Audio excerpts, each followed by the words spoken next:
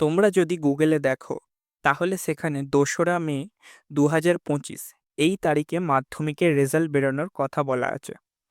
কিন্তু এই খবরটি বেরিয়েছিল আজ থেকে প্রায় ২ সপ্তাহ আগে, এবং তখন অনেক ইউটিউব চ্যানেলে বলেছিল ২রা মেতে রেজাল্ট বেরোতে পারে না, এই তারিখের ১ থেকে ১.৫ সপ্তাহ পরে বেরোতে পারে। কিন্তু তাদের এই অনুমান ভুল প্রমাণ করে অবশেষে জানিয়ে দেয়া হলো মাধ্যমিক পরীক্ষার রেজাল্ট কবে প্রকাশিত হতে চলেছে। দীর্ঘ প্রায় ২ মাস বা তার চেয়ে একটু বেশি সময় পরে মাধ্যমিক পরীক্ষার রেজাল্ট প্রকাশিত হতে চলেছে, এবং ২রা মেতে রেজাল্ট বেরোতেই, কারণ মধ্যশিক্ষা পর্ষদের তরফ থেকে তোমাদের পরীক্ষা শেষ হওয়ার পরেই জানানো হয়েছিল যে ৭০ দিনের মধ্যে তারা রেজাল্ট আউট করে দেবে। অর্থাৎ এ থেকে বোঝা যাচ্ছে যে তারা তাদের কথা রেখেছে। তবে এই বছর কি মাধ্যমিকের রেজাল্ট একটু তাড়াতাড়ি দিয়ে দেয়া হলো? এবছর কি মাধ্যমিক পরীক্ষায় সবাই পাস? সবটাই বলবো এই ভিডিওটির মাধ্যমে। তোমাদেরকে অনুরোধ করব আজকের ভিডিওটা মন দিয়ে পুরোটা দেখবে। দেখো, মাধ্যমিক পরীক্ষার রেজাল্ট প্রকাশিত হবে মে মাসের ২ তারিখ, অর্থাৎ আগামী মাসের ২ তারিখ, যেটি তোমরা এই নোটিফিকেশনটিতে দেখতে পাচ্ছ, যেটা কালকে অর্থাৎ ২৪ তারিখে দেয়া হয়েছে।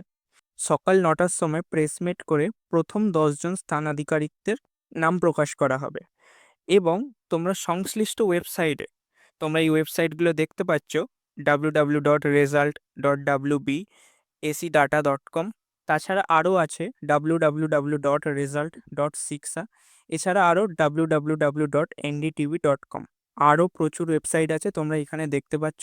এইগুলো থেকে তোমরা পেয়ে যাবে। তোমরা জানতে পারবে ১০টার পর থেকে অনওয়ার্ড। ঠিক ১২টার পর তোমাদের বিদ্যালয় থেকে রেজাল্ট পাবে। বিদ্যালয়ের প্রতিনিধিরা দপ্তরে গিয়ে রেজাল্টটা আনবে এবং তোমাদের হাতে তুলে দেবে মাধ্যমিকের সার্টিফিকেট সহ। এবারে প্রশ্ন হচ্ছে যে এবছরে কি প্রত্যেকে পাস? দেখো, এবছর পাসের হার বাড়বে বলে আমার মনে হয়, কারণ পুরাতন সিলেবাসের এটাই লাস্ট বছর ছিল। এরপর থেকে আবার নতুন সিলেবাস আরম্ভ হবে, তাই পর্ষদ চাইবে বেশিরভাগ ছাত্রছাত্রীকেই পাস করিয়ে দেওয়ার। তবে মাধ্যমিক পরীক্ষায় রেজাল্ট ভালো হোক বা খারাপ, সেটা নিয়ে তোমরা ভেঙে পড়বে না, কারণ মনে রাখবে তোমাদের এই জীবন যুদ্ধে হার মানা চলবে না। মাধ্যমিক জীবন যুদ্ধের মধ্যে একটা ছোট পরীক্ষা মাত্র। কারো এই পরীক্ষার রেজাল্ট ভালো হবে, কারো খারাপ হবে।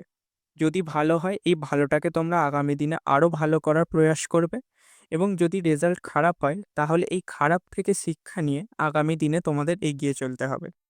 এবং আমার অভিভাবকদের কাছে একান্তভাবে অনুরোধ, ছেলে মেয়েদের রেজাল্টের উপর নির্ভর করে ওদের ভবিষ্যৎ নির্ধারণ করবেন না। ছেলে মেয়েদের রেজাল্ট ভালো বা খারাপ তাদের উপরে ওরা আপনাদের সবসময় পাশে চায়। ওরা রেজাল্টের ভালো বা খারাপ সময়ে, দুটো সময়ই আপনাদের পাশে চায়। বিশেষ করে খারাপ সময় আমরা ওদেরকে ভালোভাবে বোঝাবো, ওদের ভালোটা ওরা বুঝবে। পরবর্তী ক্লাস অর্থাৎ 11-এ আমরা ফাইট ব্যাক করব, আমরা ভালো করে রেজাল্ট করব। এবং 11-এ পড়াশোনা কিন্তু সেমিস্টারের পড়াশোনা, তোমাদের সেই ভেবে আগে এগিয়ে যেতে হবে। তাই তোমাদের খারাপ রেজাল্ট হলে সেটা নিয়ে তোমরা ভেঙে পড়বে না।